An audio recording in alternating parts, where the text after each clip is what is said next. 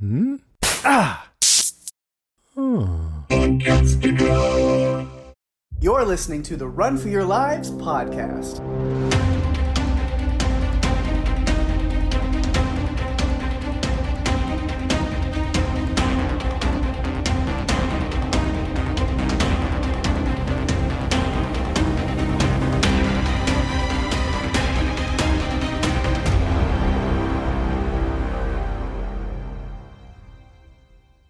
Hey everyone, welcome to the show. I'm Daphne. And I'm Pake.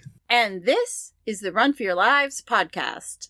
This episode is the horror comedy film Cold Storage, directed by Jonny Campbell and released February 13th, 2026. A new one. Yes. Oh my gosh. You know, we started our season with a new one. Newer movies. Newer. Yeah. So let's just keep doing that because, as we were talking about before we started recording, there's a lot of movies that fit our genre that either came out already this year or are coming out during the year. So we have tons of new content to be able to talk about. Yeah, and it's Run for Your Lives the way that we do things. So this season, we'll go all over the place. I'm sure there will be some older classics and stuff we dive into and do stuff with from time to time. But I think I have the most fun when we're covering new stuff, so we will probably lean heavily into that a lot this season. But who knows? We always just do whatever we feel like from time to time too. So who knows? There's probably there's plenty of a backlog of like still older movies that we haven't covered that we can if we want to. But there's so much really good new stuff out now or coming out soon that we definitely want to get to as soon as we can. So. And I think a lot of listeners, I think you guys really like the new stuff, too, that we can feel a little bit more current and fresh. Yeah. And as usual, we wait until something hits streaming before we cover it instead of doing it right away. Because even if we end up going to see it, we want you to be able to see it easily without having to go to the theater. And so we wait, even though I know some podcasts will cover a movie right away. Mm-hmm. We tend to wait because we want you to be able to watch it too without. Yeah. And I like to be able to take my notes and really take my time with it. And my local theater gets mad every time I pause the movie every 5 minutes and try to take a note on my phone. And I feel bad because I know they ran you out of the theater that one time that you were taking notes. They weren't very happy that you were doing it. I can't remember what movie it was, but they were really riled up about it. Well, yeah, because the audience that's there to see the movie in theaters, they get really mad too because I hack into the system and I do pause so I can take my notes, and I just have to make everybody wait.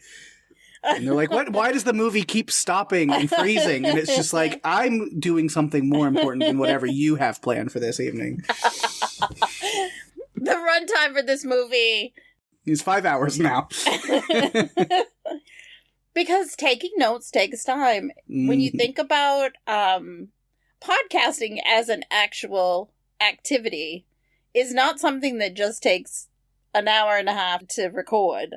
Or you watch the movie, you record, and you're done. There's note taking and all of these other things that are part of it. And so, in some ways, it's like a 6 or 7 hour a week endeavor to deliver this podcast. Yeah.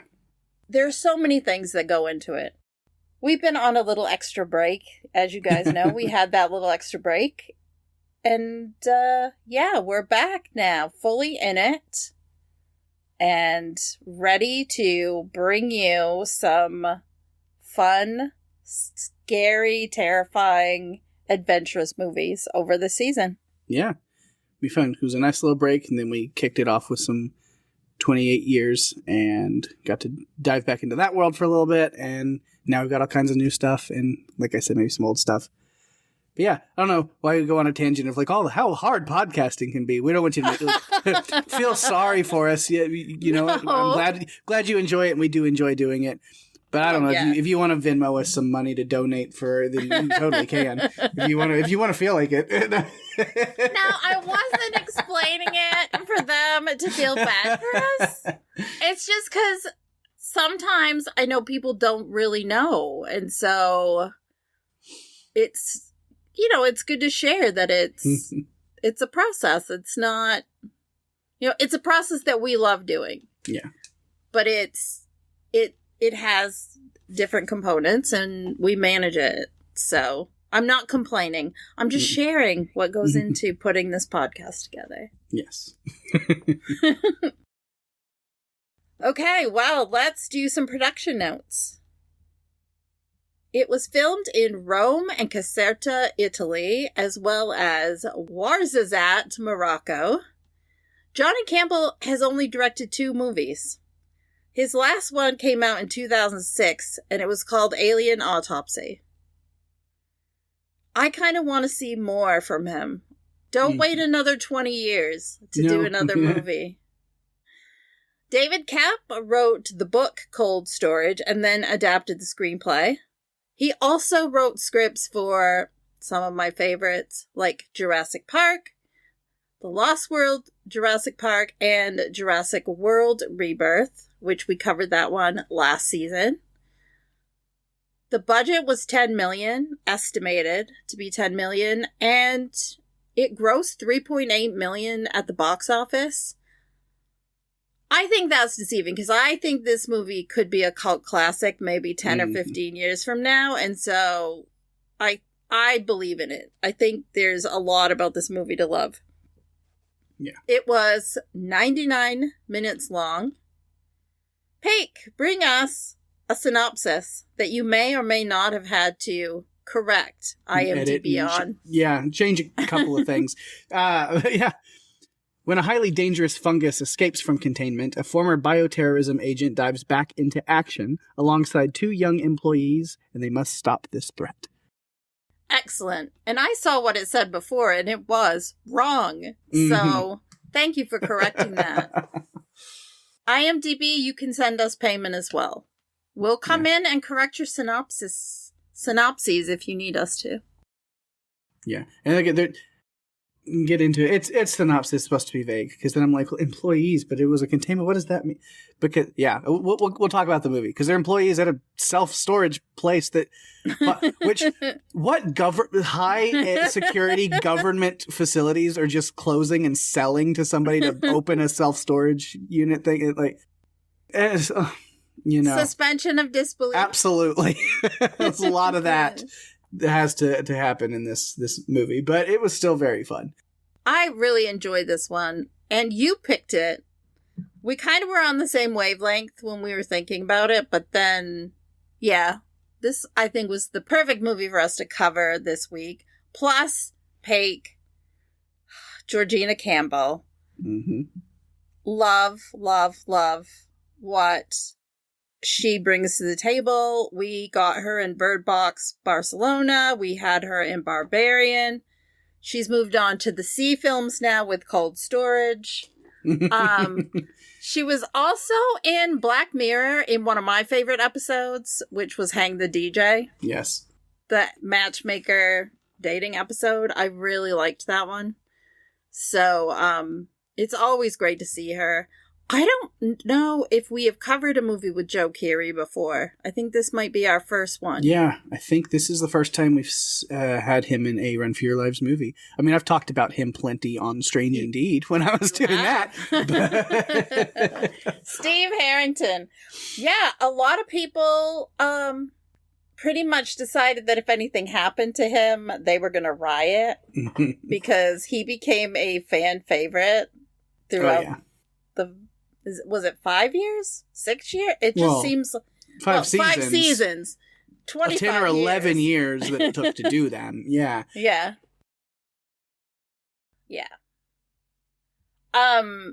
So this was based on David Kapp's novel, and I've started doing this whenever we are covering something that was based on a novel. I go and look on Spotify or Amazon, or what is it, Audible, to see if it's available in audiobook form, because I might want to listen to it. And so it is available. So once I finish Clown in a Cornfield 2, Friendo Lives, then I will maybe listen to this one.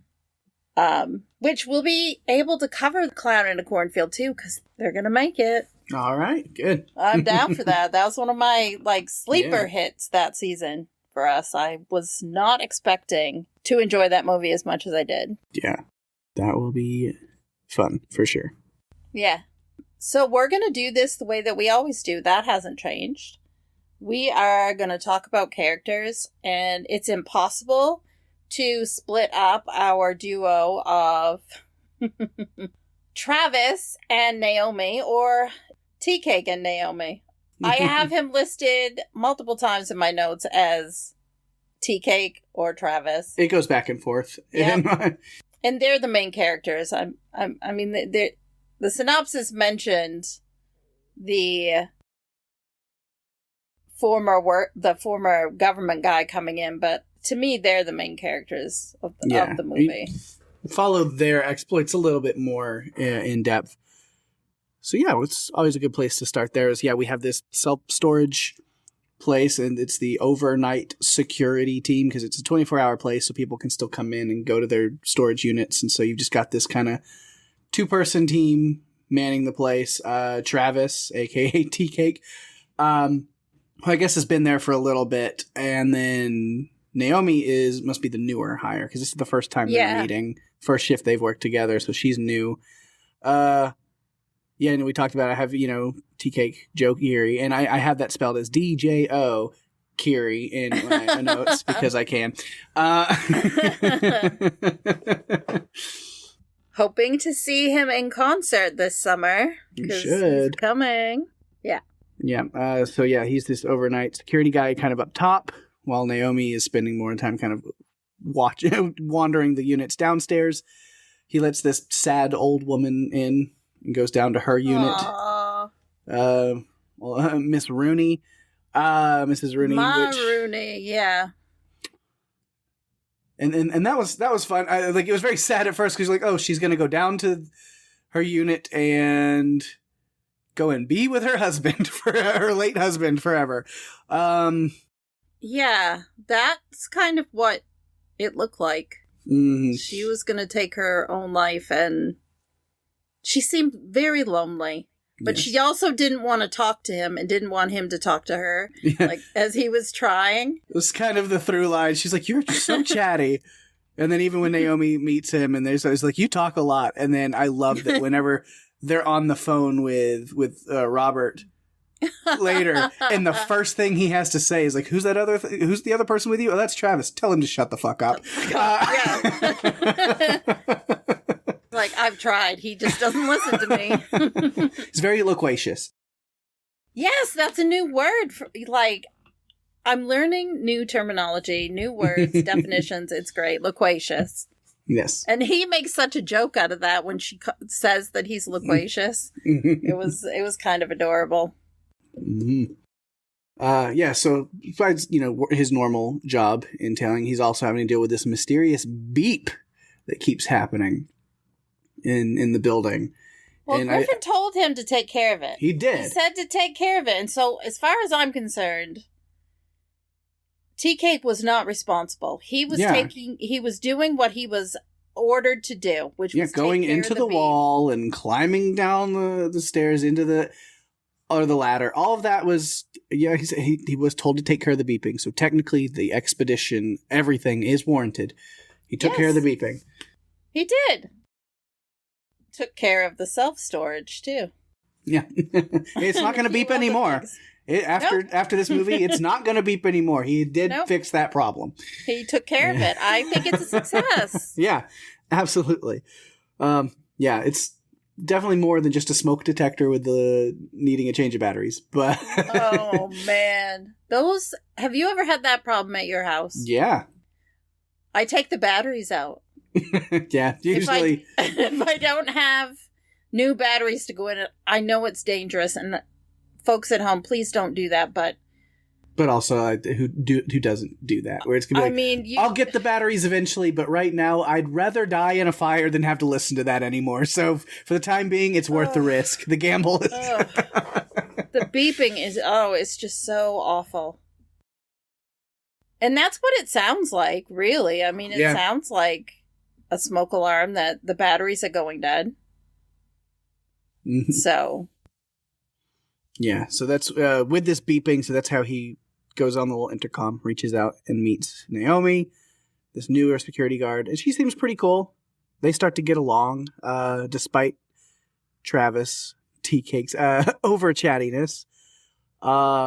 She seems to kind of like him anyway, and they hunt down the beeping together. While talking to him, I mean, she immediately tracks some of his like tattoos and the way he like talks and like the things he says, and she puts it together immediately, like that he was formerly in prison. We don't really know fully why. It seems like he was kind of just like a wheelman. He got roped into a situation he really wasn't supposed to be in. So, you know, I like how she even just like, you know, oh, it was at Everett. And it's like, well, then you're nonviolent. So like, okay, we're cool. Then it doesn't matter. It doesn't matter what you did. Like, you're out now. And I like that. She's just like, past is the past. You're here now. Let's get along. Yeah, she's not dismissing him or making him seem like just because that happened, he's someone who should just be written off. Yeah. I like that they each had their own long, complicated stories that were annoying them. And they were too long. They didn't want to talk. You know, they're like, it's a long, long, complicated story. They didn't want to talk about it. But then eventually we do find out what the complicated stories were that they didn't tell. And it wasn't, I don't think it wasn't something that really added a lot to the story of what we were watching in the movie, but it was interesting. Like they were, you know, little stories that took a long time to explain, I guess. I like that she encouraged him to make the hole in the wall. She had, and Travis is like, you know, people talk me into things. And so he was trying not to be the person talked into something. Yeah. And so he's like, yeah, I don't think he wanted to do it, but then he gave in. And then after that, I feel like they just talked him into whatever. He would do whatever. Yeah. She would talk him into it. Probably because she didn't dismiss him. Like, she just treated him like he was a person. And he's probably, like, used to being written off. So, I like that. Although I don't think he wanted to go down the 400-foot ladder. Yeah, that was... I mean, it's quite an, you know, a journey exploring around. Not anything they would have expected to find down there. Like, who would have known there was, like, all this secret, high, you know, government, military, high security... I guess not high security now. It was, for being like a giant vault door, it was pretty easy to just open. I think, it wasn't that difficult. This movie reminded me of The Gorge a little bit with like the green fungusy stuff. Creepshow. There's a vignette in Creepshow that is about a moss type substance that spreads. It's one that Stephen King actually is the star of. Nice. Which is kind of fun. An Invasion of the Body Snatchers in a little bit too. Like, it was kind of a mix of a bunch of different movies, but I liked that it was really clever. Yeah. But then you're also dealing with like the fungal thing. It's very The Last of Us, Girl with All the Gifts. Yeah. It was basically alien cordyceps. Yeah. Because it worked the same way. It would infect the host and then compel the host to spread it. And usually the way that cordyceps works in like ants and grasshoppers and bugs and stuff and is having them climb to a high point and then bursting open and releasing spores or whatever. Yeah. It kind of worked the similar way of having people climb up as high as they could, or animals or whatever it infects, climbing up high and then exploding. I mean, impaling themselves on certain things. Yeah. Yeah. That was something new. Yeah, it did remind me of really The Girl with All the Gifts. Yeah, because they did like the spores and like the release. Yeah. But then it kind of goes more Last of Us because it adapts. It, you know, then like graboids, it gets smarter and it learns. Yeah. And So then it's just like, all right, I'm done climbing on top of things and exploding. Now let's start exploding in the vicinity of other people or vomiting on them and spreading it that way just by physical touch and get it just directly, farm to table. We don't need to. Organic green goo. Oh, I mean, you could just wait for the latest elevator. Mm-hmm. Take a ride up. Yeah, you gotta wait for the deer to be done using it first, though. You really do. That made me think, am I watching, is this Severance? And it's some twisted thing with, I don't know, because it reminded me of the lamb room, the lamb room and the animals on Severance. So I'm like, I don't know. You think you figure it out. Okay, this is like this. Oh, but it's like this, but it's also like this, and it's also like this. And then if you put it all in a blender, you get cold storage. A nice green goo that is cold storage. Yeah. Cool. Yeah. So if it's like that, was the deer that came out of the elevator upstairs, was that the innie deer or the outie deer? I guess actually the deer's innie became its outies after I think scene. So. Yes. It kind of was just both. Yeah. Yeah. They somehow avoided any splatter from the running deer goo explosion. I don't know how they did that because I really thought one of them was going to get it. There's a lot of goo explosions that they... I don't know how they didn't get anything on them. They're standing right there.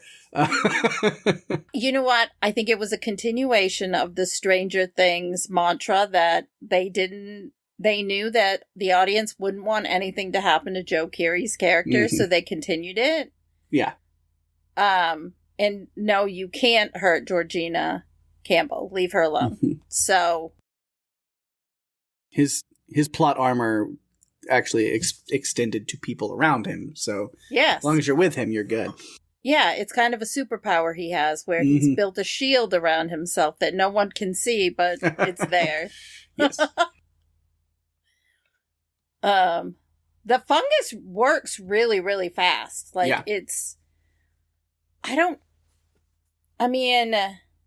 it made me think of the Rage virus in 28 Days Later and how fast that happened. This wasn't quite as fast as that in some ways. Once you were infected, it was starting. It wasn't like you had a few minutes to adjust. It was just starting to erode your brain and turn you into a missile of exposure, basically, trying to spread everything. Which is, Travis didn't really seem to trust Robert at first. He was like, what is this guy going to do? And then, so he wants to, leave out of, the storage unit they were hiding in to just be like, I'm going to go, stop this zombie problem. It's like, what are you going to do on your own because of how quick it spreads and how it's like, what are you planning on doing? Like, what was he really going to... It needed the nuclear bomb. Like, what else were you going to do? Yeah. It needed the nuclear option, for sure. I like, though, with the zombies, she was kind of dismissing him on that, but he wasn't referring to, the Romero zombies that we've seen in movies. He was referring to, this voodoo, Haitian voodoo, zombie thing. Which also not how these worked at all, but... No. Like I said, it's more... He would know, if he's as big of a zombie nerd as it seems like he is, because he was talking about... I like this, he was like, yeah, there's movies and TV, and he's like, and I've got a long list of those ones I can recommend to you. Which I was like, oh, he's a big zombie nerd. I knew I liked this guy. Yeah. But then he should know Last of Us and Girl with All the Gifts and stuff. If he's that big of a nerd, then he should know what this is. He should recognize this. Absolutely. You have to, if you live in it, the two of us being Walking Dead fans, we've seen a lot of the zombie stuff. We've covered a lot of zombie films on this podcast. Yeah. I feel like we are experts enough that if we were faced with a situation like this one, we would observe and format a hypothesis based on what we know in our heads. Yeah. I wouldn't have thought zombie, maybe. But he obviously did. Yeah, which it's technically not. Again, it's this infected versus zombie. Alien, parasite, whatever it is. But it works similarly. Their brain turns into the function of spread. which is what zombies are too. So yeah, that spread at all costs. Get it out there, move it around. I mean, not unlike Pontypool, which was an audio-based thing. Like, it's a fungus, not a virus, but it spreads in a particular way that is not unlike some of the other things that we've seen. Yeah. Yeah. We talked about them like being in that storage unit. Of course, they end up going down there after Naomi's ex, Mike, shows up, and then he gets infected, and so now we have this infected X, band name, called it. Infected X. No. And he's wandering around. Yeah. Chasing after them, which I guess, the fungus isn't that smart. Completely just like not paying attention to the only door that's not closed. And they almost got away scot-free with it until, backing up into the drum set. I was like, way to go, Whiplash. Oh, man. Yeah, he's very clumsy. They're really lucky that they were not found by Mike at any time because he just kept making noise. Yeah, but they hide out there. They had seen oh God, what was it? Like, I never even wrote it down, the actual acronyms of the... Oh, Pake, I did. Because I have a reason why. DTRA is what is written on the door downstairs, and I thought it's very cool that you and Naomi have something in common where you like to create fake acronym meetings when needed, because she decided it was don't touch radiation, asshole. Yeah. And then she almost touched it. So she's not even taking her own advice. Like, come on. What are you doing? You are someone who knows something about medicine. You need some rubber gloves. You don't go touching. You don't. You don't know what that is. Man. Yeah, you definitely don't do that. Yeah, there's a lot. They contact DTRA, and then again, it gets back to... Which took them a while. We got to figure out who to contact because all this has been just like long buried and forgotten. But it does get back to Robert, and he gets in touch with them, telling them, don't move, stay there. Think they'll make it? Not a chance. But I was hopeful because I felt like she had brains and he had some of the brawn, and I thought together they could maybe survive this, but I also know these movies. Sometimes it ends in a very hopeless way. And so I was kind of trying to prepare myself for that. I did find their definition of a Rat King to be a little bit different than what I've seen before. But that Rat King was that was not something I ever needed to see in my lifetime. No. Not doing it.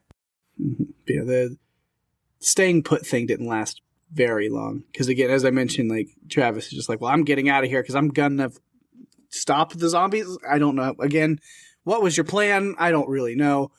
I don't think he had one. Yeah, they go out because like Griffin and his biker gang shows up. Which I was a little confused about. I guess, they're running TVs or something. I don't know what whatever he's got going on. There was a storage unit that someone didn't pay for, and they ended up with whatever was in it. Maybe. Or they hijacked a truck somewhere for these TVs. Yeah. Who knows? Because he seems to be kind of like the leader of this group, but he's kind of an idiot. So, I don't know. He just plays pretend badass really poorly. But it is kind of funny, just like, it's me. And it's like, hands up. My hands have been up. Drop the gun. I don't have a gun. I have a gun. Get on the floor, up against the wall. Which one? Which one? I mean, come on. Travis just wants an answer. He doesn't know what he's supposed to be doing because he keeps getting mixed signals or mixed commands. And I'm with you. Griffin's an idiot. Yeah. I was confused. Like, why did Glasses Guy keep calling him Daryl the whole time? Because I thought he was Griffin. Me too. I don't know where that came from. I really don't know. And the glasses guy was Dr. Friedman, because I wrote him down as glasses guy throughout all of my notes. Yeah. And then I went to Wikipedia after, and I'm like, oh, so that's what his name was. Because I didn't know. Also, there was a guy called the Rev. Mm-hmm. But I was called... It's the guy that just took off with all the TVs. So he actually ended up surviving just because he was tired of their bullshit. I called him Santa Biker because I didn't know what his name was until I looked after. Like, Santa Biker got out of Dodge. Santa Biker, put some TVs under my tree. You've got like 33. Yes, Pake's Christmas album will be coming out later this year, so watch for that. Yeah. Yeah, Griffin did not help the situation. He basically brought people in to get slaughtered, including himself. Yep. Well, that wasn't even at the hands of the fungus like everybody else. No. That was just like... For being an asshole. Trini coming in and being like, yeah, fuck that guy. Yeah. Yeah. That was, yeah. I really thought he might make it, but then he was being such a jackass with Quinn that, like, no, take him out before he's gonna fuck something up and get somebody.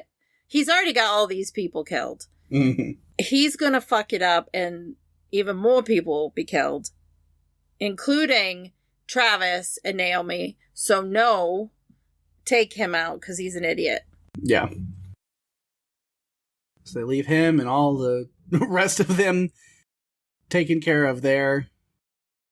You gotta run the bomb back down, which is that whole thing. And then, like, Robert just started the timer, and then, handed it to him. Like, all right, now go do it.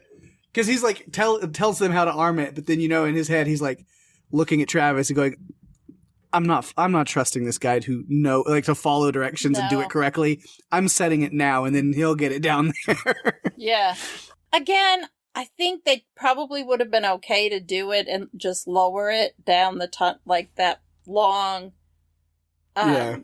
ladder. But they stayed committed to the project, and they took it into the room, but not into, like, the little... I was like, do we need to put it in there? And I before they even said it, I was like, no. No. Absolutely not. You're not doing that. I think you're good. If you do that, you're going to risk hurting yourself. And then they were taking off their hazmat suits to go up the ladder faster once they realized that he had armed it, and they had no time. I'm like, oh my God. This wasn't a love story. Like, it wasn't like, oh, these two are a couple the whole time, even though you could kind of tell they were digging each other, and like it was a cool thing. I didn't want one of them to die in case they wanted to be friends after, because honestly, I felt like Travis needed a friend. I feel like he needed someone who wasn't gonna write him off, and she was cool. Yeah, so they plant it, they get out in time, they pick up Robert, they get out of there. And, it's a good thing that location was incredibly remote, because boom. There was a big hole at the end. Mm-hmm. Like, everything was... a crater was made. Yeah. And if you had anything in the storage unit at that place, gone. Bye-bye. Yeah. It's over. Yeah. It was very remote, which that's usually not a thing. I think most... Who opens up a self-storage center way out there? Like, usually that's got to be pretty, like, central location, easy for everybody to get to in the middle of a town. Yes, because it's supposed to be convenient if you need to get something. Yeah. If you're going to put one out there, it makes me think, what are you up to out there in the middle of nowhere? This is a storage place for illicit substances only. Nobody's going out of the way to store stuff there. They did say it was a discount self-storage, so that must be what gets people to use it out there. It's like, yeah, it's a 20-minute drive, but it's worth it. But it's $5 a month. I'd be down for that. $5 a month. I would love to clean out my basement and store it out of my basement, like some of the stuff that I never go into, which makes you wonder, why do you keep it? But it's sentimental stuff. And you can't let go of it. Yeah. But they're able to get away. Yeah. What? It does make me want to see the movie adaptation of J. Bonanzinga's, I believe, Self-Storage, which is also a great horror story that takes place in a self-storage containment center facility. And I loved the book. I have a signed copy because I bought it, and he signed it after I moderated panel and did an interview with him at a convention. But was he your first panel? He was. Indeed. I thought so. It's a great, really fucked up, horrifying story. But a lot of supernatural, really crazy, intense stuff. But I think, because I remember sometime last year I had seen something about they were working on a movie adaptation. I think Chris Jericho was involved in starring in it or doing something. Really? Yeah, but I haven't heard anything about it in a year or more. So I don't know if that ever kept going or not. Sometimes those things pop up and then you don't hear anything about them, and then 5 years later something drops. So we'll see. Yeah, random tangent. But I thought about that because watching, because when this one was first announced, I was like, oh, did they change the name a little bit? But are they doing it? And I was like, oh no, this is a separate thing. But then watching this today, even I'm just it reminded me. I want that to come out. I need to check back into that and see. There was also one of those Walking Dead webisode things that was about a storage unit. Uh-huh. I saw it way back, probably 10 years ago, because they only really did those the first, I think, few seasons. They did one about the bicycle walker, and then there was one about a storage unit. Yeah. That I remember vaguely. But they didn't do them after that. Yeah. Yeah, so anyway, big boom, R.I.P. Pontiac. Anthony is not going to be happy about the Pontiac. That's his baby. And already it sounds like his wife doesn't like his mother. Something happened. Yeah. Janet sees you here, she's going to kill you. I'm what happened? What could she have done that his wife wouldn't have liked her? It's not like she stored a nuclear bomb in their garage. Wait, maybe that. Yeah. But Janet didn't know about that. Yeah.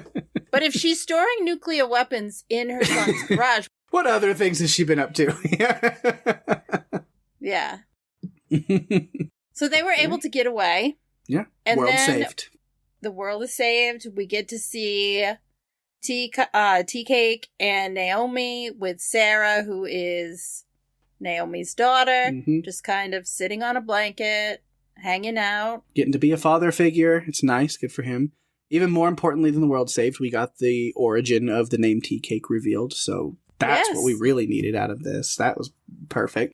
Yeah, which is basically his friend stole all the good snacks and he got stuck with the tea cake when he went into a store. Mm-hmm. And he liked it and wanted to go get another one, so they started calling him Tea Cake. Mm-hmm. Because she thought it was something else. Yeah. She thought it was based on a character, and I looked into it. There's a book called Their Eyes Were Watching God, and there's a character named Tea Cake in that book. It's from the 30s, I think. Which is almost 100 years ago, Pake. Yeah, it is. That's wild. Yeah. So yeah, world saved. Everything's fine. Well, maybe not. We don't know. Classic cliffhanger in these kind of movies. You gotta leave us with a little bit of something. I mean, that deer didn't look too bad until it puked on the screen. Maybe it just ate something bad. It was fine.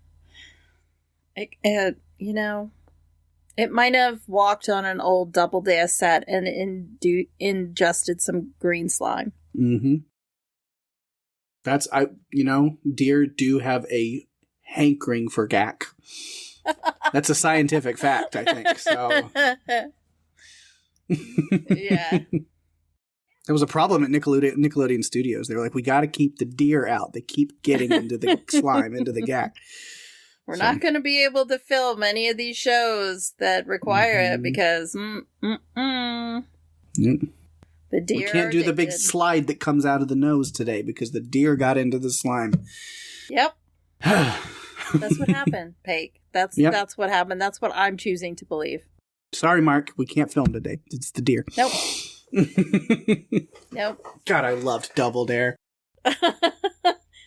Would you have been a contestant on there if you could have?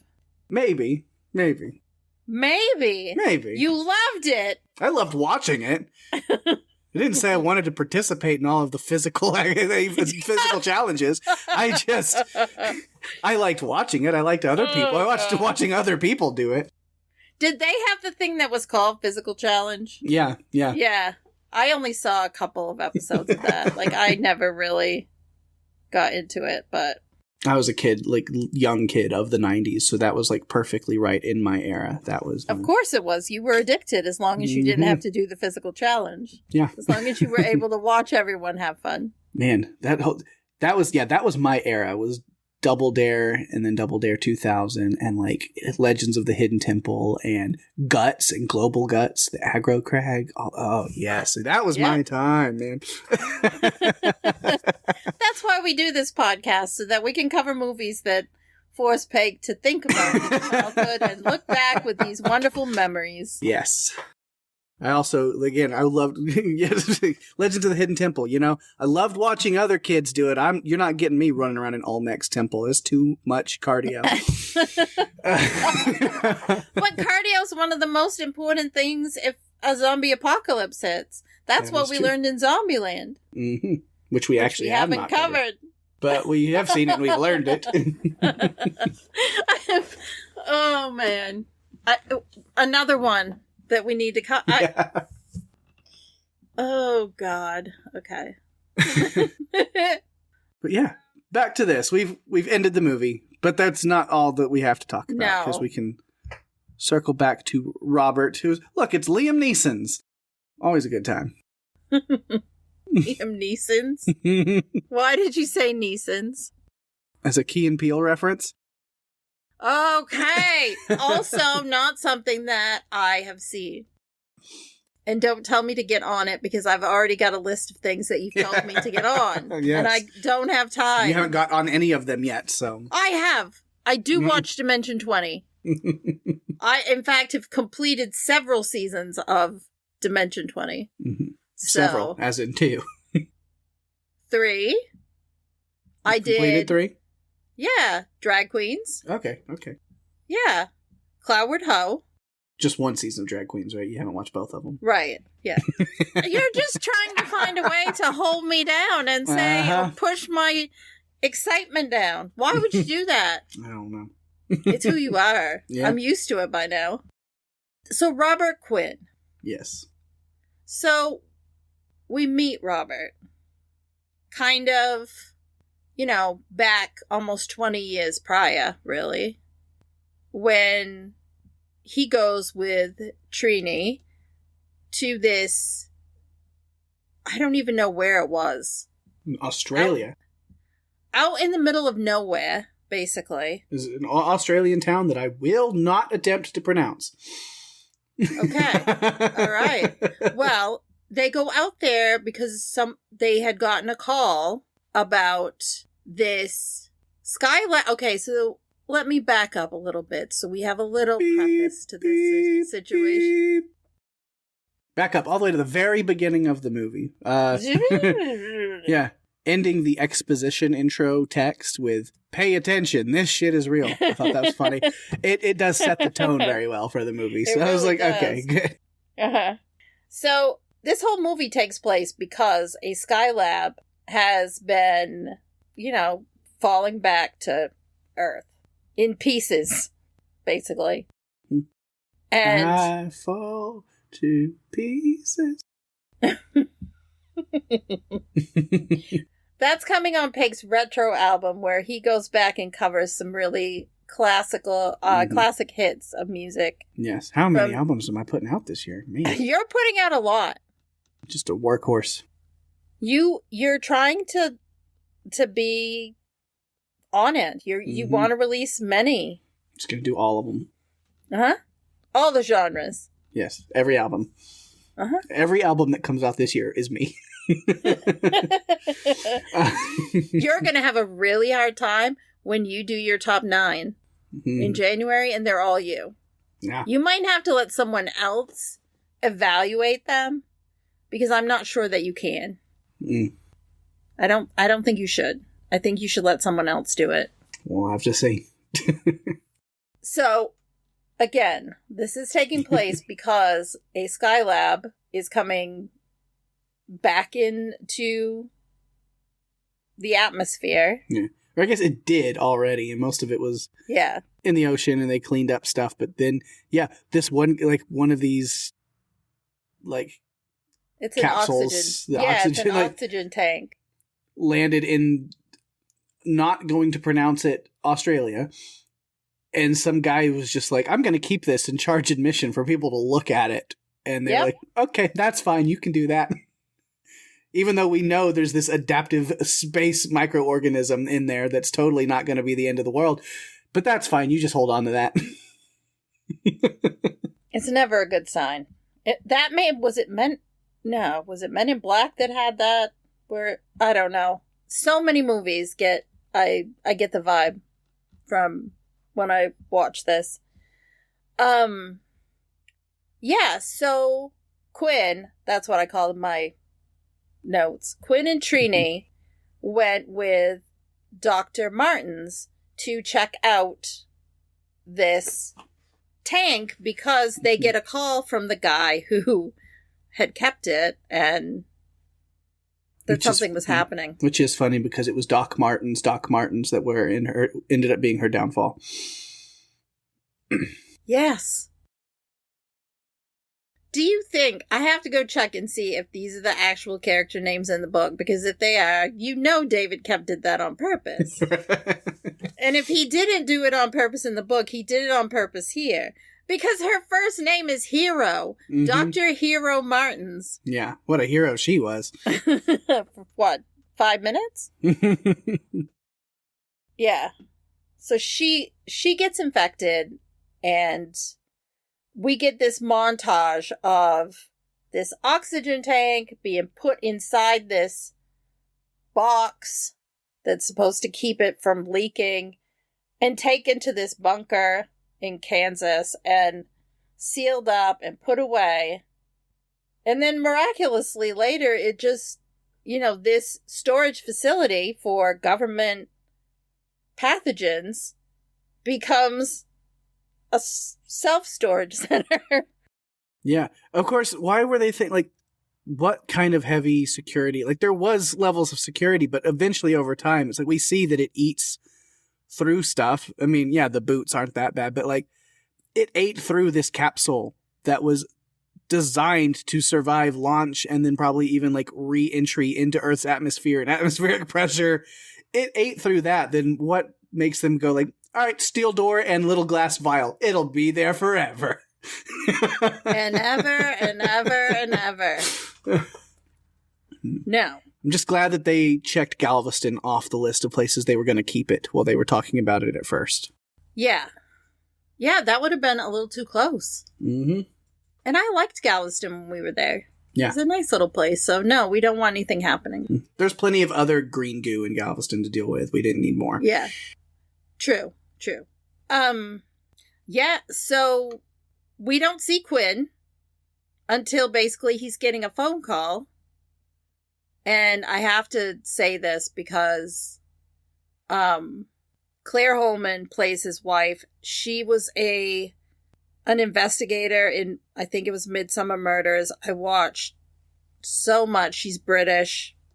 Just was so happy she had that little cameo as his wife. But we don't see Quinn until he gets a phone call from someone in this center who basically says her name is Abigail. We find out it's not Abigail. Mm-hmm. But she becomes really instrumental to him in being able to figure out who's infected and who isn't, because she's able to see the heat. Yeah. But also in making sure he has what he needs, even though the jerk in charge, doesn't.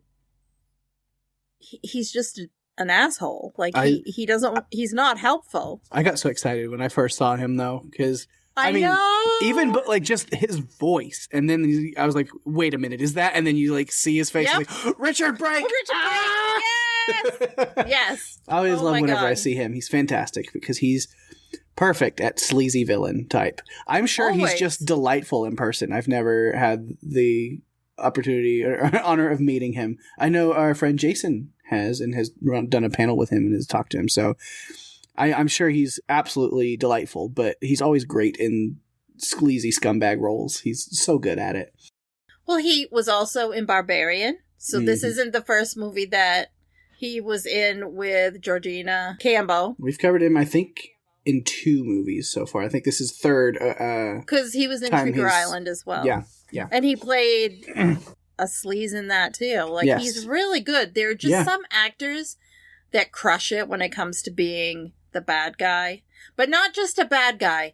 There's this sleazy feeling that you get in addition to that. So I cracked up so hard though as they're on the phone, and then as Robert, Liam Neeson, as he's hanging up the phone, he's like, "Up yours, asshole," and then you hear the voice, Richard Brake's voice on the other end. "I'm still here, Robert." And he goes, Here. "I know." He doesn't care. I know. He It- doesn't it's- care.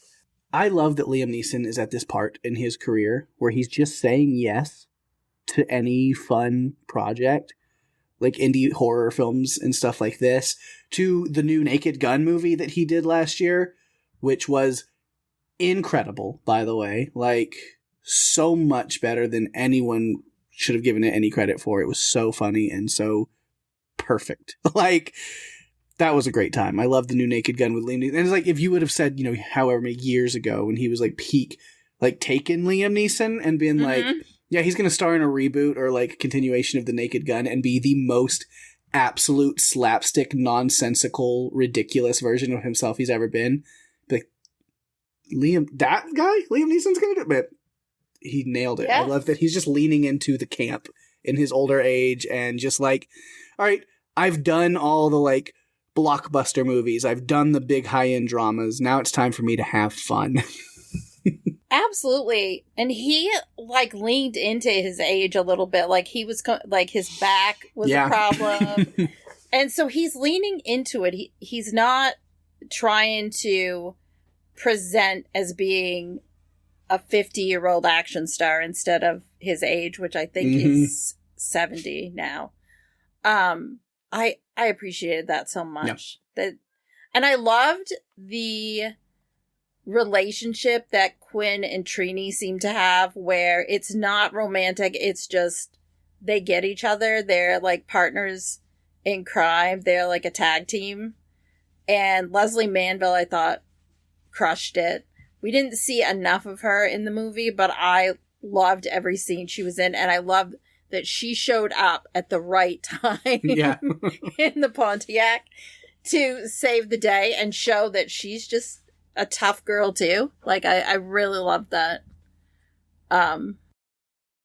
Yeah. He just like takes this on his own, really, though. Like, again, Jarabek, which is Richard Brake's character, and like others, like, because this was such a like buried and secretive thing that like the higher ups like him know it's like, oh yeah, there was like a thing that we kept hidden away, but like who really cares? But he knows immediately when he first gets that phone call how dire this is, because he's one of 2 people who have seen it firsthand.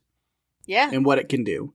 And because of Abigail, or, at the time is what we know her as, like, he's able to get through to Trini, who's the other one who knows. And so, of course, she's going to help out as well.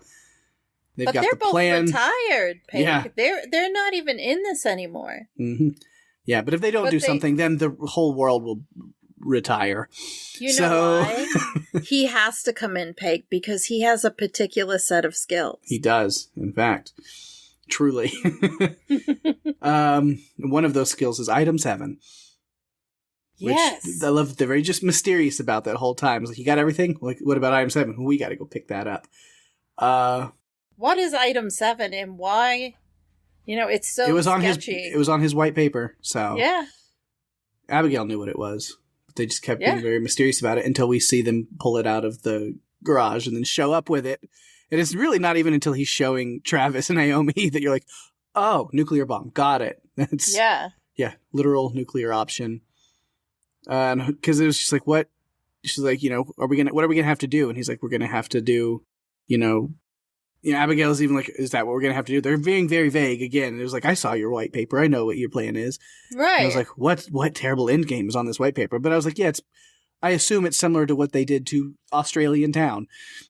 Just burn it all down, but even more than that.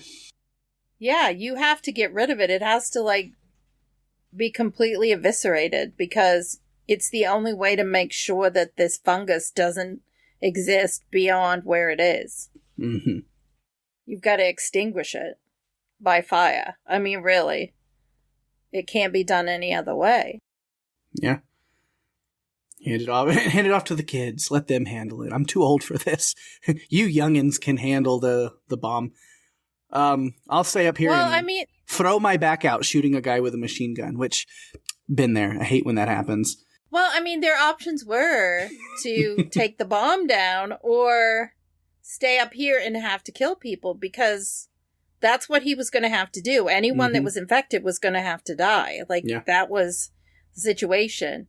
Because at first I'm thinking, Travis, are you sure you want to be talked into going down there to do this? Why is... and I was also thinking, why are you sending 2 inexperienced people down there to do this? This is way above their pay grade. What are you doing?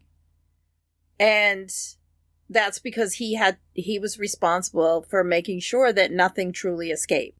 Yeah, you can't let anything out, especially now with the storm that had come in and it's raining, because we see how much faster it all works when there's water involved. Oh my God. Nothing could leave this place. No, at all. No. And so I had to wonder, did he really think that they were going to be able to get back out, or was he sending them down there to die? I think he was just kind of like, whatever happens, happens. I think he was hoping they would make it back, but he was also like, if they don't, it gets done anyway. It's got to get done. The needs of the many outweigh the needs of the few. That was Star Trek. It applied here too. Yes. So, but everybody who went there, the few that got out, the Rev got out, and then Miss Rooney got out as well. Yeah, she did. Which at first I was like, oh no, she's going to get infected as well. She's just another red shirt. You got to put people in here so that they can turn. We need zombie people. But then after she came out and took out Mike, I think she did. Yeah, she took out Mike, and then has the guy, and then she's just like, I was like, oh, well, now Badass Granny is so much fun. I was like, now I definitely don't want her to get infected. And I wouldn't even mind if she stuck around and joined the team. Mary Rooney, played by Vanessa Redgrave, who happens to be Liam Neeson's mother-in-law. That's awesome. Her daughter was Natasha Richardson, who unfortunately passed away. I think it was in the mid-2000s from a skiing accident. So they didn't have any scenes together, but they got to be in the same movie. So I thought that was kind of cool. And plus, I mean, I was happy she survived because at the end I'm looking at, okay, who did make it out? The Rev, the 4 in the car, and Mary Rooney. Mm-hmm.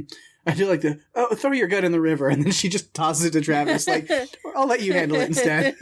He's like, that will also work. And I'm like, all I could think is, Travis, you've been in jail. Your fingerprints are now on this gun. This is not a good thing. Yeah. I don't think that's an issue anymore, that gun is. No. With everything else in there, it's gone. It's done for. Gone. We're good.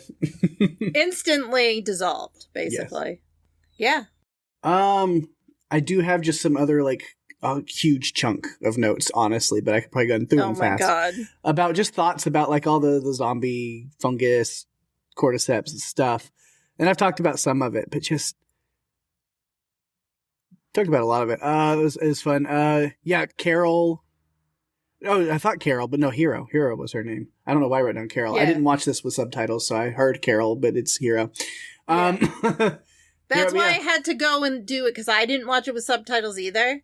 And so I had to go double check what people's things were, because it just didn't seem Yeah, I Yeah, want we to make see sure. they see how fast the infection takes on her. So it's like, oh, this is highly dangerous stuff. We're just going to blow the remnant of that town to hell and take that sample away for safekeeping, lock it away in this cold storage, as the title would say, underground in Kansas. And it sits there for years and years and years and years and years until the government site is closed and forgotten and sold.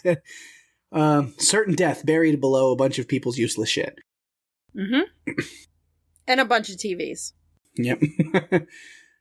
And before we realized who Mike was, I was like, oh, just a red shirt rando showing up. A nervous ass dude in a sports car. Because you got to have more people to turn into zombies. But then finding out, oh, nervous weirdo is actually Naomi's ex. And part of me's curious about what this dude's whole deal was. But like other parts of me, I'm like, you know what? It feels like too much. I was like, he's showing up to her work because she won't answer his calls. And it's like, well, what kind of person is he? Because it seems like she's like my daughter's dad. Like, she's very much like, this They're guy and together, me, we are not a thing. But then he's showing up. I have no choice but to show up at your place of work because you won't answer my calls. It's like, oh, so he's an absolute psycho. She did call him a hopeless man-child. Yeah. He shows up with a dead cat. Well, mostly dead. Because, he opened up the it starts moving and he opens up the trunk and it's half of its head's missing. And I was like, what in the pet cemetery is going on? I mean, obviously it's this fungus among us, but how? How did it get from the storage unit to the cat that home dude shot? Why is he shooting cats? What is wrong with him? So many questions. I don't know why he shot the cat, other than maybe he shot the cat because, no, he didn't know it was infected. It didn't get infected till after it was dead. I don't know. I don't know why. Him shooting the cat was completely unrelated. If he wouldn't have shot the cat, it never would have got infected. Yeah, so as far as I'm concerned, if he shot the cat, no, you're a fucker, not on board. Whatever happens to you, you brought on yourself. Yes. So what's wrong with that? So then the cat, we see, climbs up, impales itself, and explodes. Gets goo on some deer and on Mike. And we know this transformation will be quick. So yeah. And I like the little scene of like the time lapse kind of quick thing of, yes. All the years, the fungus had just kind of been spreading and working its way out of containment. We saw how the Rat King happened. And I was like, how does it get to the cat? And then I was like, oh, it's a fun little answer to that question with the time lapse. It takes the containment breach to roach to car to dead cat pipeline. Should have known. It's a classic one. Yeah. Yeah. Everyone has done it. Also, I just had a little note that was like, it is a problem that like all the people here that are likely to be or have been infected have guns. Like that's never a good sign. It's never a good sign, especially because the fungus is evolving, and it seems to be moving just from let me explode to let me infect you by open your mouth so I can throw up in it. Yeah. That was when open your mouth. I want to throw up in it. I was like, Mike, that is the worst pickup line I think I've ever heard. You're not going to get her back with that one, dude. No. So then I was just like, well, the PSA listeners, if take note here. If that line is on your list to try to woo someone, just go ahead and scratch it out. I promise it's not good. It's not going to work. It's not going to work. Don't do that one. Dating tips with Peg is a new feature that we're doing on if you need dating advice from me, the one that we're going to get for this episode, this week's dating advice is open your mouth. I want to throw up in it. Don't use that line. I know it sounds extremely romantic, but just don't. It's not going to work. Yeah. It's funny because when they first went down to that to that containment before, they see all these levers and different things, and then the Dymo label tape with like the embossed or engraved letters labeling parts of like the board for different components of what it does. I just thought, oh yeah, it's all when they're breaking that shit out, because it moved away from that type. Like, Dymo is still a label maker that you can use in, like, office stuff. It's been, I think, 30 years since they were doing that, that one. Yeah. It's very old school. It looks very much like you would get in school to like label your locker or something. Mm-hmm. Oh yeah. Then we get this Mike, which again, like whatever his sole focus wasn't even like spreading the disease, like climbing or like he just had to get to Naomi. We have to get it to her, to them. It's like using that like absolutely being obsessed and attached to her in a very unhealthy way. And it just latched onto that part of his brain and went like, okay, well, that's going to be our main directive, but we'll use it this way. But he doesn't ever just like get to the point where he's going to explode on his own. I mean, he probably would have got there in a while because he was getting plump by the end there. I love when he walks into like the little like room of bikers. What's wrong with him? He's got COVID. The way I love that. Oh my god, that whole part. So hard. Oh my god. What's wrong with him? He's got COVID. I mean, yeah, we've made it to the point. We've gotten past the COVID-19 main pandemic lockdowns and stuff to the point that those jokes are now perfectly timed. They're peak right now, and I love that we've made it. This was filmed in 2023. Like, it was filmed. We were still kind of coming out of... we were out of lockdown, but we were still dealing with, like, some things. Mm-hmm. I love that part. Yeah. It was just... It was, like, the girl that said it, I think it was Cuba, and the other girl was Garbage, and that was honestly based on... a girl in a movie called The Return of the Living Dead. Her character's name was Trash, and so they base Garbage on that.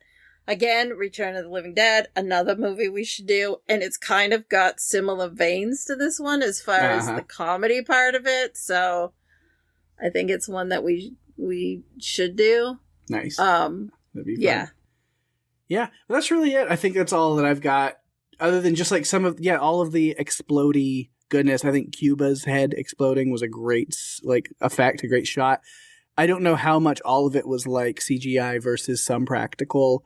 I don't know how it all levels out, percentage wise of what was used each and each. Because if it was, because I feel like especially with that one, I think there was some practical to that. Mm-hmm. For sure. But like with some CGI touch up, but like even the CGI never felt bad or off. Like it didn't take me out. It was very well done effects wise. Yeah, it didn't take me out of the movie, like, which is a good sign that it's done well enough that it's not making me go, oh. And it's mixed with the right amount of practical when they can, and so I thought it was well done. Yeah, they called him Ironhead. He said something. He's like, I think I'm fucked up. What was your first clue? You're a mess, buddy.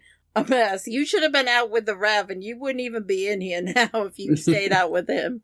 Oh, man. I like, too, that Abigail, at the end, her name's Ashani. She actually leaks the white paper, and she goes to him and says, thank you for reminding me why I joined. I want, and he's like, to blow shit up. And she's like, no, to be there. To do something. That's why she wanted to be a part of it. That's why she joined the military. I'm trying to see if I have any other things. I feel like we've covered all of my notes, really. I don't think that I really have much of anything. Oh, Georgina Campbell is in another horror movie that came out in February called Psycho Killer. That's another one that we might be able to cover. All right. Lupita Nyong'o, who is not in this movie, I'm always looking to see whatever she's doing and if it will fit in our genre, because we are big fans of her. So I have two things left. One is Travis was reading a book called The Body Snatchers when he was sitting at the desk. Another horror movie that we need to cover. And Jonny Campbell directed 3 episodes of a British zombie TV series called In the Flesh. It was 2 seasons. It's a great series. A lot of people probably don't even know about it, or maybe you do remember it out there. It was on BBC America's where I watched it, It was a different take on it. It was basically people going back home. They were zombies, but they were also somehow brought back to life, and they were living at home, and there was such a stigma about you having a zombie in your house. They had to wear like makeup and contacts because no one wanted them around. And so they would try to hide. It's really well done.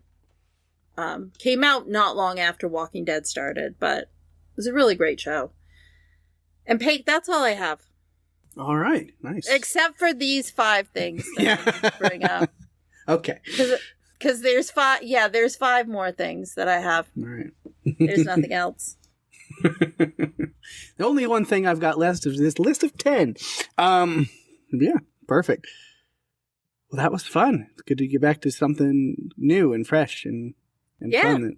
I think as far as, this is the first time either of us had seen it, was prepping it for this, so. Yeah. Good times.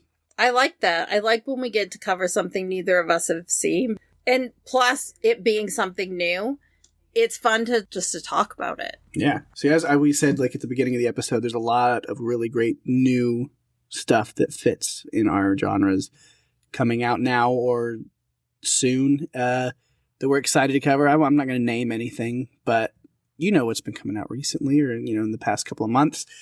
And for listeners, if you've got stuff that's new or even some old stuff if you want that you want us to cover or are curious about, let us know. And we can always add stuff to our plans. We love to hear from you guys and know what you want us to cover as well. And yeah. Speaking of hearing from you guys, there goes the feedback phone. It hasn't missed a step. It knows what its role is. It knows what it's supposed to do. So, get back to it. All right. We got some feedback this week, so we'll get into that. A couple of write-ins here, so we'll check those out. Daphne, go ahead and kick us off, if you will. Okay, so these are both for cold storage. Catherine says, Evil Flubber. I wonder if Cold Storage was inspired by Stephen King's The Lonesome Death of Jordy Verrill, adapted in the movie Creepshow. We still need to cover Creepshow. Mm-hmm. Tea Cake, cough, Steve, cough, was awesome. I struggled with the deaths of so many animals, deer, cat, and yes, even all the rats. Yet, I was fine with humans exploding. I share that thought, Catherine. Yeah. And then we also have one from Tony on this one. It says, a silly and very gory movie. I thought this movie was a lot of fun. The opening scene was shocking because I love Sosie Bacon. Smile. I wasn't expecting her early demise. Liam Neeson is always fun to watch, especially in his sillier roles. Yes. He really is. I think in the main episode, I mentioned the Naked Gun, the newer Naked Gun that he did, because, oh my God, it was amazing. Just perfection. And yeah, I love that he's just at that place now where he's just like, all right, I've done the blockbusters, I've made the money, now let's take roles that are just fun. Let me just have fun. I think there comes that point where you're just like, I'm going to do this because it's fun. It might not be everyone's cup of tea, but for me, I'm going to have a blast with it. I'm just going to do it. Yep. So that is really cool. I think he's underrated in his comedy roles. I think that people look at him from all of the action films that he's done and then some of the more serious roles. I don't think he gets enough attention for these. Mm-hmm. So there are a couple of ways that you can send us feedback. We have a channel on the Podcastica Discord, so you can join us there. You can find us on Facebook and Instagram at Run For Your Lives Podcast, or you can email us at runforyourlivespodcast@gmail.com. If you're enjoying the show, tell your friends. We are available on all the podcast players, including Apple, Spotify, YouTube, and more. Go to runforyourlivespodcast.com for all the links that you're ever going to need. And give us a review on Apple Podcasts, as that is the best way to share the love and get us out there even more. We really appreciate it. Absolutely, we do. Of course, speaking of sharing the love, got to give those shout outs to things going on in the Podcastica universe around us and beyond. Lots of great stuff for you to check out. course, over here on Podcastica, the Walking Dead cast, continuing on with the Walking Dead rewatch. So you can get season 6, episode 12 this week. Jason, Lucy, and a guest on that one. So go check that out. So they're covering that, continuing on with the rewatch. Also, the Handmaid's Tale podcast has been covering Testaments, this first season of Testaments. You guys have been doing an incredible job over there with main episode coverage, feedback episodes, all of that. And so, yeah, you listen to feedback, extra mega-size feedback for the finale this week. It's a super long one. And then over on Wax Episodic, Jason and Karen have been covering Severance, going back and covering that, hoping to get, caught up, which they'll have plenty of time, because I don't think we even have a date for season 3 yet, officially. No, so still working on that, but it'll come eventually, and they'll be ready when it is. But they are doing the rewatch, or first watch on the podcast. But yeah, check out the Severance coverage over there. Also, for What Is From, the From podcast, a little bit back to usual style. Lizzie actually has a guest to join her this week, has Lisa on to discuss season 4, episode 6 this week. So you can check that out over there on What Is From. They've got that show with season 4 coverage continuing on. Penny is joined by Mark this week over on Still Slaying as they continue on with the Buffy fandom and all the fun stuff there. Season 5 premiere coverage of Buffy the Vampire Slayer. So that episode there. Check that one out over at Still Slaying. And then outside of Podcastica, again, there's also some great stuff we got to send you to check out. Our good friend, speaking of Mark, over at the Pirate Core Entertainment Network. Lots of fun stuff over there. Kaiju Cast has covered all of season 2 of Monarch, Legacy of Monsters. So they've got like a kind of recap stuff there to check out the whole season and thoughts on that. Mark and Dimitri, them both covering that. So check that out. And then over at TV Podcast Industries, friends over there, Derek and John, doing great stuff, a lot of comic booky stuff and superhero stuff. So, of course, Punisher One Last Kill came out a while back, so you can go check out coverage of that over there. They've had that ready for you. And then also Spider Noir over on Amazon Prime now with Nick Cage. I'm not fully caught up on it, but I've watched the first 2 episodes at this point, and I'm having fun with it. I'm excited to dive back in and keep watching some more. It's a really interesting concept. I'm watching it in black and white. Watching it, that's how I'm doing it first, and then I'm gonna watch it all that way, and then if I enjoy it enough that it warrants a rewatch, I'll rewatch it in color and see what I find different there. I feel like you have to watch it in black and white. Yeah, it's noir is in the title. Yeah, you have to watch it in black and white. Have you have you ever seen The Walking Dead, the first episode, in black and white? I feel like I probably have. It's very cool. Yeah. It's even, I think, more impactful because it doesn't rely on color at all. It just relies on the characters and the dialogue and like the environment and atmosphere. I liked it a lot. Yeah, the noir style and like black and white stuff is in different like veins because it's not always just like film noir. But yeah, because I remember when Logan, the movie came out, the Wolverine movie, they released, I have like the Blu-ray that has like the black and white version as well on there. Oh, wow. So that's like really cool. There's like that. And then also like video games like the Ghost of Tsushima and Ghost of Yotei also have Kurosawa mode on there where you can play the game in black and white. And I haven't done that, but I might have to check that out sometime because I know it's very cool. Yeah. I feel like when they do things like that, you strip away the color, you really get more of the essence of the story. Yeah. There's always cool things. So yeah. Anyway, all that to say, Spider Noir. If you are watching that, enjoying that, or want some coverage of that, go to TV Podcast Industries for that. And then also, if you want more of me and Daphne, joined by our friends Jeff and Jerry, and all 4 of us being as ridiculous and goofy and silly and funny and dumb as we possibly can, we have a great blast with it. Oh, check out our Buffalo podcast. Take a break from like covering things, and we're just hanging out, telling jokes, trying to make each other laugh, playing games, hanging out. Just come be a part of that. Come listen in and hopefully laugh along. Yes. Play the games with us. Mm-hmm. It's fun to play along. Not all of them really work, I think, to play along, but a lot of them do. I feel like, the quiz type games that we play, I think those work really well for you to play at home and see how you do. Yeah, so check that out. And of course, right here for Run for Your Lives, we'll be back for you next week with something different, something new. Maybe I just, speaking of Jeff and Jerry, maybe there's something special there. I don't know. Daphne, what do we got next week? Well, yeah, speaking of the other two pains in my butt, here's what we have going on. When a drifter discovers a pair of mysterious sunglasses that reveal the hidden truth behind society, he uncovers a secret alien conspiracy controlling humanity through subliminal messages and manipulation. We are covering John Carpenter's 1988 film, They Live. We won't be alone. We are going to be joined by the Jeff and the Jerry to talk about this one. And yeah, we're trying to get them on at least once a season so that you guys can be entertained by them as well, as much as they entertained me on Buffalo Buffalo. Yeah, so get a 4-person podcast next week. Come check that out. Yes, it was fun. Give us your feedback and thoughts on that one too, if you've watched it or do soon. Yeah. Well, that brings us to the end of another fun episode of Run for Your Lives.